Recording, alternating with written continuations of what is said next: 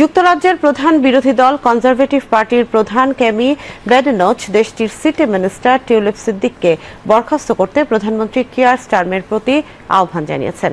রোববার এক প্রতিবেদনে এমন তথ্য জানিয়েছে ব্রিটিশ সংবাদ মাধ্যম বিবিসি। মূলত বাংলাদেশে আর্থিক দুর্নীতির মামলার তদন্তে যুক্তরাজ্যের এই মন্ত্রী ব্যাপক চাপে রয়েছেন।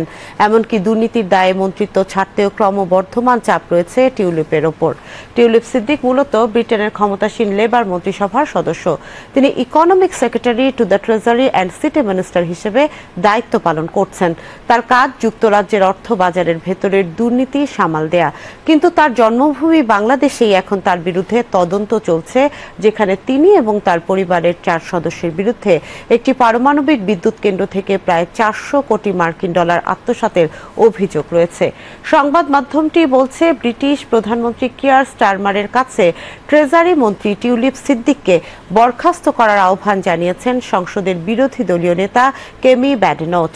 সোশ্যাল মিডিয়া প্ল্যাটফর্ম এক্সে দেয়া পোস্টে কনজারভেটিভ পার্টির এই নেতা বলেছেন, কিয়ার স্টারমার টিউলিপ সিদ্দিককে বরখাস্ত করার সময় এসেছে। তিনি আরো বলেন, প্রধানমন্ত্রী স্টারমার তার ব্যক্তিগত বন্ধুকে দুর্নীতি বিরোধী মন্ত্রী হিসেবে নিয়োগ করেছেন এবং তিনি নিজেকেই দুর্নীতির অভিযোগে অভিযুক্ত করেছেন। ব্যাডেনচ বলেন, সরকার যে আর্থিক সমস্যাগুলো তৈরি করেছে তা মোকাবেলায় মনোনিবেশ করা উচিত হলেও টিউলিপ সিদ্দিক সেই কাজে মনোনিবেশের জন্য সমস্যা হয়ে উঠেছেন। তিনি আরো বলেন, এখন বাংলাদেশ সরকারও দেশটির ক্ষমতাচ্যুত সাবেক প্রধানমন্ত্রী শেখ হাসিনা সরকারের সঙ্গে টিউলিপের যোগসূত্র নিয়ে গুরুতর উদ্বেগ প্রকাশ করছে।